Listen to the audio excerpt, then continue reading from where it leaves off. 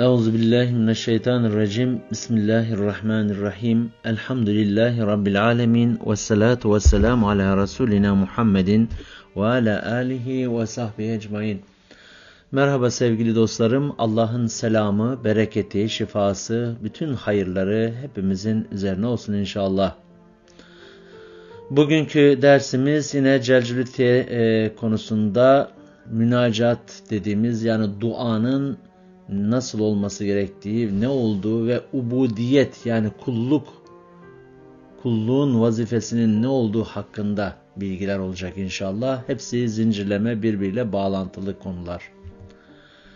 Aciz, fakir, muhtaç ve kendine yetmediğinin şuurunda olan kulun tazarru, tezellül ve alçak gönüllülük içinde rahmet-i sonsuza yönelip halini ona arz ederek istediklerini ondan istemesinin ayrı bir ünvanı sayılan dua, kulun Rabbine karşı iman, güven, itimat ve tevhid telakkisinin bir gereğidir.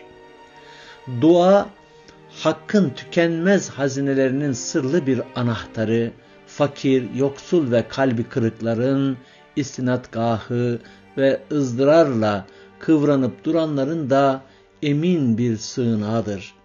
Bu sığınağa adım atan o sihirli anahtarı elde etmiş sayılır.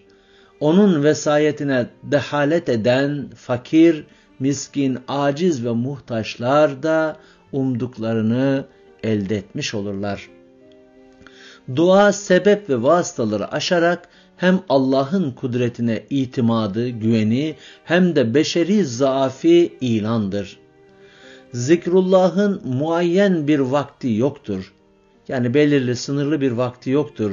Namaz ise bütün ibadetlerin piri ve din sefinesinin, yani gemisinin direği olduğu halde belli zamanlarda eda edilir ve eda edilmesi caiz olmayan vakitler de vardır ki bunlar kerahat vakitlerinde namaz kılınmaz. Zikrullah ise zamanın her diliminde serbest dolaşıma sahiptir ve herhangi bir hal ile sınırlı, yani mukayyet değildir. Ayet-i kerimede Ali İmran suresi 191'de onlar Allah'ı ayakta oturarak hatta yan gelip yatarken de anarlar diyor. Yani onlar Allah'ı ayakta oturarak hatta yan gelip yatarken de anarlar. Fehvasınca ne zaman itibarıyla ne de hal itibariyle zikrullah'a tahdit konmamıştır. Ubudiyet, dünyevi ve uhrevi faydalar, rıza-i ilahi, duada niyet gibi konularda Üstad Bediüzzaman Hazretleri 17. lemada 13. notada şu ifadelerde bulunur. Ubudiyet, emri ilahiye ve rıza-i ilahiyeye bakar. Evet, Allah'ın emrine ve Allah'ın rızasını kazanmaya bakar diyor kulluk. Ubudiyetin daisi emri ilahi ve neticesi de rızayı haktır. Semaratı ve fevaidi uhreviyedir. Yani ubudiyetin neticesi rızayı haktır. Allah'ın rızasını kazanmaktır. Semeresi ise uhrevi, ebedi alemdedir. Fakat ille-i gaiye olmamak, yani işin birinci neticesi olmamak, hem kasten istenilmemek şartıyla dünyaya ait faydalar ve kendi kendine terettüp eden ve istenilmeyerek verilen semereler ubudiyete münafi olmaz, yani zıt olmaz. Belki zayıflar için müşevvik ve müreccih hükmüne geçerler. Eğer o dünyaya ait faydalar ve menfaatler o ubudiyete, o virde veya o zikre illet veya illetin bir cüz'ü olsa o ubudiyeti kısmen iptal eder, belki o hasiyetli virdi akim bırakır, neticesiz bırakır yani ve netice vermez diyor. İşte bu sırrı anlamayanlar mesela 100 hasiyeti ve faydası bulunan Evrad-ı Kutsiye-i Şah-ı Nakşibendiye'yi veya 1000 hasiyeti bulunan Cevşenül Kebir'i, o faydaların bazılarını maksudu bizzat niyet ederek okuyorlar. O faydaları göremiyorlar ve göremeyecekler ve görmeye de hakları yoktur diyor. Çünkü o faydalar o evradların illeti olamaz ve onlar kasten ve bizzat istenilmeyecek. Çünkü onlar fazli bir surette o halis bir de talepsiz tereddüt eder diyor. Onları niyet etse ihlası bir derece bozulur. Belki ubudiyetten çıkar ve kıymetten düşer. Yalnız bu kadar var ki böyle hasiyetli evradı okumak için zayıf insanlar bir müşevvik ve müreccihe muhtaçtırlar. O faydaları düşünüp şevke gelip o evradı sırf rıza-i ilahi için, ahiret için okusa zarar vermez. Hem de makbuldür. Bu hikmet anlaşılmadığından çoklar aktaptan ve selef-i salihinden mervi olan faydaları göremediklerinden şüpheye düşer, hatta inkar da eder. Allah muhafaza. Bu şekilde söylüyor.